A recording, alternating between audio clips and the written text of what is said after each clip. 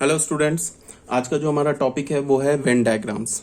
Venn diagrams में क्या है कि जो यूनिवर्सल सेट होता है ना, उसे हम एक रेक्टेंगल से रिप्रेजेंट करते हैं और यूनिवर्सल सेट के जितने सबसेट्स होते हैं उनको हम सर्कल से रिप्रेजेंट करते हैं।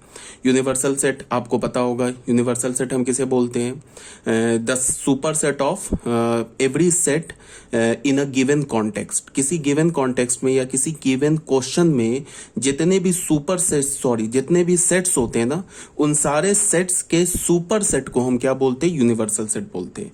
तो वेन डायग्राम में हम क्या करेंगे कि जो हमारा यूनिवर्सल सेट होगा उसे हम एक रेक्टेंगल से रिप्रेजेंट करेंगे और यूनिवर्सल सेट्स के जितने भी सबसेट्स होंगे उसको हम किससे रिप्रेजेंट करेंगे? सर्कल से।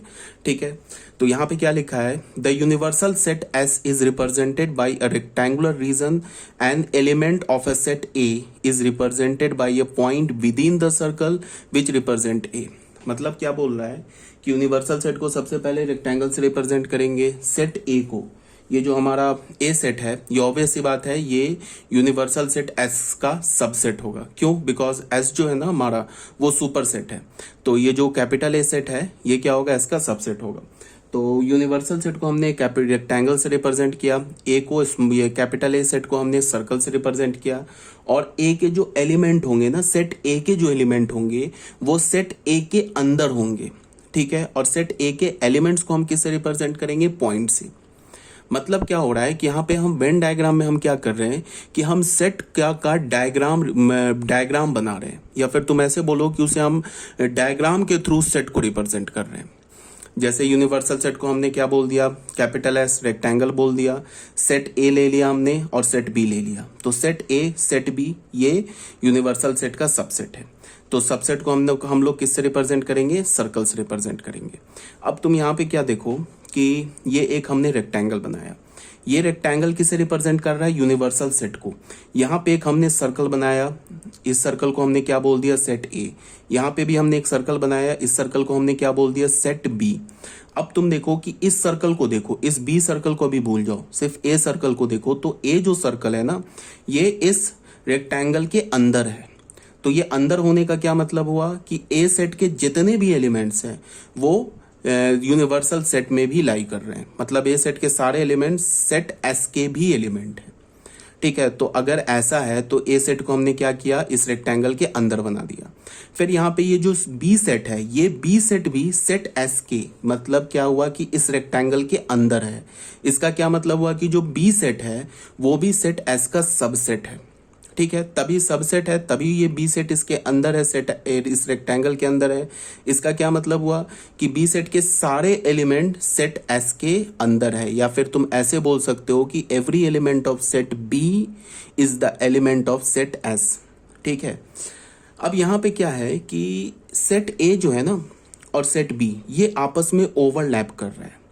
ठीक है, यहाँ पे इतने रीजन में देखो, इस रीजन में ये जो रीजन है ना, यहाँ पे इस रीजन में ये ओवरलैपिंग है, यहाँ से यहाँ तक ओवरलैपिंग है। तो ओवरलैपिंग का क्या मतलब हुआ कि इस रीजन में, ये जो ओवरलैपिंग रीजन है, इस रीजन में अगर कोई एलिमेंट आएगा तो वो एलिमेंट सेट ए में भी प्रेजेंट होगा। क्यों? बिकॉज वो सेट ए के रीजन में भी आ रहा है।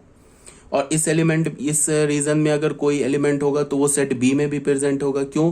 क्योंकि ये सेट बी के रीजन में भी आ रहा है। ठीक है, और वो एलिमेंट सेट एस में भी होगा। क्यों? बिकॉज सेट ए और सेट बी खुद सेट एस के अंदर है, मतलब रेक्टेंगल के अंदर है। तो सेट ए और सेट बी रेक्टेंगल के अंदर है। इसका क्या मतलब हुआ कि सेट ए के सारे एलिमेंट रेक्टेंगल के अंदर है। इसका क्या मतलब हुआ कि सेट ए जो है वो एस का सबसेट है। फिर क्या मैंने बोला कि सेट बी भी क्या है? हमारा एस का सबसेट है।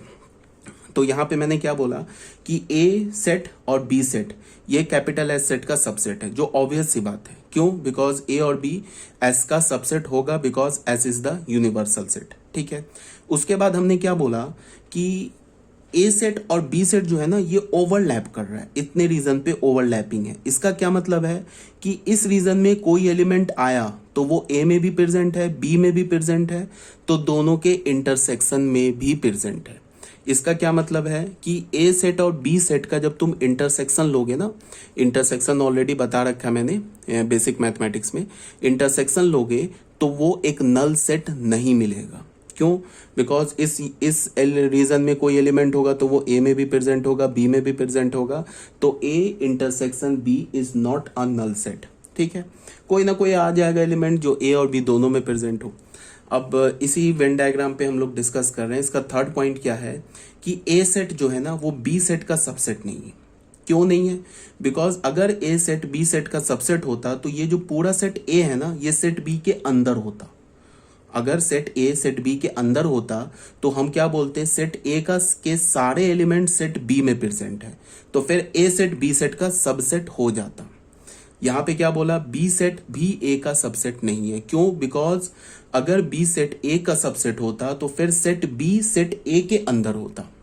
ठीक है, बट हम यहाँ क्या देख रहे हैं कि सेट ए जो है वो कंप्लीटली सेट बी के अंदर नहीं है। इसका मतलब क्या है कि इस रीजन में देखो, यहाँ पे इस रीजन में कोई एलिमेंट आएगा तो वो सेट ए में तो होगा बट बी में नहीं होगा। और सबसेट के लिए हमें क्या चाहिए कि सेट ए के सारे एलिमेंट सेट बी में चाहिए। बट मान लो कि इस रीजन में यहाँ पे कोई एलिमेंट आया, वो ए में प्रेजेंट है बट बी में नहीं प्रेजेंट है, तो इसका मतलब ए बी का सबसेट नहीं है। यहाँ पे अगर कोई एलिमेंट आया तो वो बी में प्रेजेंट है बट ए में प्रेजेंट नहीं है, तो इसका क्या मतलब हुआ, बी भी ए का सबसेट नहीं है। बट ए सेट जो है ये पूरा सेट किसके अंदर है, एस सेट के अंदर है। इसका मतलब ए के किसी भी रीजन पे कोई भी पॉइंट उठा लो वो सेट एस के भी अंदर है, मतलब इस रेक्टेंगल के अंदर है, तो ए सेट क्या हो जाएगा, इस एस सेट का सबसेट हो जाएगा। फिर बी के किसी भी रीजन में, चाहे तो तुम इस रीजन में उठा लो चाहे कहीं भी बी के रीजन में कोई भी एलिमेंट उठा लो, वो फिर इस रेक्टेंगल के अंदर है, तो बी क्या होगा, एस सेट का सबसेट होगा। और ये बिल्कुल ऑब्वियस सी बात है कि अगर हमने किसी सेट को यूनिवर्सल सेट बोल दिया, जैसे यहाँ पे हमने यूनिवर्सल सेट क्या बोला है, एस को बोला है, तो उसके बाद जितने भी सेट्स लिखे हुए हैं ए बी सी डी, जितने भी मैं सेट्स लिख दूं वो सारे सेट्स यूनिवर्सल सेट के सबसेट होंगे। ठीक है, तो यहाँ पे क्या मैंने बोला, ए और बी सबसेट हुआ कैपिटल सेट एस का। ए और बी का इंटरसेक्शन लोगे तो वो फाइन नहीं होगा। क्यों? बिकॉज ए और बी आपस में ओवरलैप कर रहा है, तो ओवरलैपिंग रीजन में, इस रीजन में अगर कोई एलिमेंट आएगा तो वो सेट ए में भी प्रेजेंट होगा, बी में भी प्रेजेंट होगा। इसका मतलब कि ए और बी का इंटरसेक्शन नल सेट नहीं है।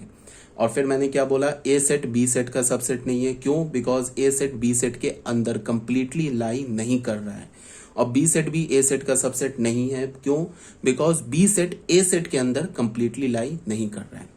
यहाँ ए बी का सबसेट नहीं है बिकॉज ए बी के अंदर नहीं है, बी ए का सबसेट नहीं है बिकॉज बी ए के अंदर नहीं है। ठीक है, तो ये वाला जो डायग्राम है हमारा, इसको हमने फर्स्ट ए पार्ट बोल दिया, ए डायग्राम, ये क्लियर हो गया। इसे हमने बी बोल दिया, इसे हमने सी बोल दिया, इसे हमने डी बोल दिया।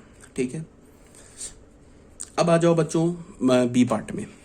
बी पार्ट में क्या है कि जो हमारा ये ए सेट है ना, बी सेट है, ये दोनों अलग अलग लिखा हुआ, डिसजॉइंट है। मतलब क्या है कि ए और बी के बीच में कोई भी ओवरलैपिंग रीजन नहीं है। तो ओवरलैपिंग रीजन नहीं है, इसका मतलब क्या है, सेट ए का कोई भी एलिमेंट सेट बी में प्रेजेंट नहीं है, और सेट बी का कोई भी एलिमेंट सेट ए में प्रेजेंट नहीं है। तो इसका क्या मतलब हुआ कि सेट ए और सेट बी के बीच में कोई कॉमन एलिमेंट नहीं है। ठीक है, तो अगर मैं ए और बी का इंटरसेक्शन लूं तो वो एक नल सेट मिलेगा, और ए सेट और बी सेट ये क्या होगा, एस सेट का सबसेट होगा। ये तो ऑब्वियस सी बात है, बिकॉज एस को यूनिवर्सल सेट बोल दिया, तो उस एस के बाद हमने जितने भी सेट लिखने हैं वो सारे सेट क्या हो जाएंगे, एस के सबसेट हो जाएंगे। ठीक है, यहाँ पे मैंने क्या बोला, A is not the subset of B. क्यों? Because A set B set के अंदर नहीं है। B is not the subset of A. क्यों? Because B set A set के अंदर नहीं है। और इन दोनों का इंटरसेक्शन क्या है, 5। इस सिचुएशन को हम क्या बोलते हैं, डिसजॉइंट सेट्स। मतलब क्या मैं बोलूंगा, A set and B set are disjoint set, मतलब अलग अलग सेट है। और इस सिचुएशन को हम क्या बोलते हैं, A and B are joint set. Joint set जब भी होगा तो उसके बीच का इंटरसेक्शन नल सेट नहीं होगा, और डिसजॉइंट सेट जब भी होगा तो उसके बीच का इंटरसेक्शन नल सेट होगा। इसको आप समझो। अब बच्चों आ जाओ सी पार्ट में। सी पार्ट में क्या है कि ये जो बी सेट है ना, बी सेट ये ए सेट के अंदर लाई कर रहा है। तो इसका क्या मतलब हो गया कि बी सेट के सारे एलिमेंट ए में प्रेजेंट है। इसका क्या मतलब हो गया कि बी ए का सबसेट हो गया। ठीक है, बी एस का भी सबसेट है, ए एस का भी सबसेट है, बट यहां बी सेट ए सेट का भी सबसेट हो गया। क्यों? Because B set A set के अंदर लाई कर रहा है। ठीक है, तो यहां पे हमने पहले पॉइंट में क्या बोला, ए और बी एस सेट का सबसेट होगा। ठीक है, क्यों? Because S is the universal set. दूसरे में मैंने क्या बोला है कि B set is the subset of A set, but A set is not the subset of B set, because A set है ना बी सेट के अंदर लाई नहीं कर रहा। अगर ए सेट बी सेट के अंदर लाई करता तो फिर ए बी का सबसेट हो जाता, ठीक है ना। तो ऑब्वियस सी बात है कि अगर बी ए के अंदर हो गया तो फिर ए बी के अंदर थोड़े ना हो सकता है। तो यहां पे क्या हो गया, ए बी तो ए का सबसेट हो गया बट ए बी का सबसेट नहीं हुआ। अब अगर मैं इसके इंटरसेक्शन की बात करूं, ये बी लिखा है, अब मैं अगर इसके इंटरसेक्शन की बात करूं, ए इंटरसेक्शन बी लूं, तो तुम देखो क्या कि बी जो सेट है ना वो सेट ए के अंदर है। इसका क्या मतलब है कि बी सेट के सारे एलिमेंट्स सेट ए में भी प्रेजेंट है। तो अगर मैं इन दोनों सेट का इंटरसेक्शन लूं तो हमें क्या मिलेगा, सेट बी, तो वो सेट बी मिल जाएगा। अगर मैं इन दोनों सेट का यूनियन लूं तो हमें क्या मिलेगा, सेट ए, बिकॉज यूनियन में हम क्या करते हैं, कॉमन एलिमेंट को एक ही बार लिखते हैं। ये जो बी सेट में जितने यहाँ पे जो भी एलिमेंट्स आएंगे वो तो ऑलरेडी ए में प्रेजेंट है, ठीक है। तो हमारा ए और यूनियन बी क्या हो जाएगा, A union B, this is A, sorry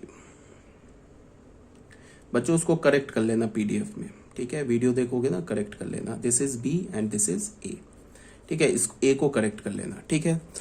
तो ये हमारा सी पॉइंट हो गया। अब आज बच्चे आ जाओ डी पॉइंट पे। डी पॉइंट में क्या है कि ये जो बी सेट है ना बी, ये फिर ए सेट के अंदर है, तो इसका क्या मतलब हो गया, बी सेट क्या हो जाएगा, सबसेट हो जाएगा ए सेट का, और B set A set universal set का तो सबसेट होगा ही होगा, ठीक है। तो यहां हमने क्या लिखा, ए सेट और बी सेट सबसेट हो गया इसका।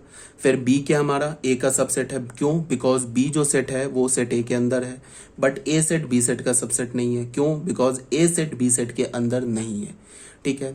अब अगर मैं बोलूं ए इंटरसेक्शन बी क्या होगा, तो A intersection B set B होगा। क्यों होगा, because B is the subset of A, B क्या हमारा ए का सबसेट है, तो इसका क्या मतलब है कि बी के सारे एलिमेंट ए में प्रेजेंट है। तो अगर तुम ए इंटरसेक्शन बी लोगे तो हमें बी मिल जाएगा। अगर ए यूनियन बी हमने लिया तो वो ए मिलेगा, क्यों, बिकॉज बी जो है वो ए का सबसेट है, तो जब यूनियन लिखोगे तो उसमें बी को तो एक ही बार लिखोगे, बी के तो सारे एलिमेंट आ जाएंगे। जब तुम ए यूनियन बी लिखोगे तो वो किसके इक्वल होगा, ए के इक्वल होगा, क्यों, बिकॉज बी के तो सारे एलिमेंट ए में प्रेजेंट है, और उसे हम लिखेंगे कितनी बार, एक बार लिखेंगे।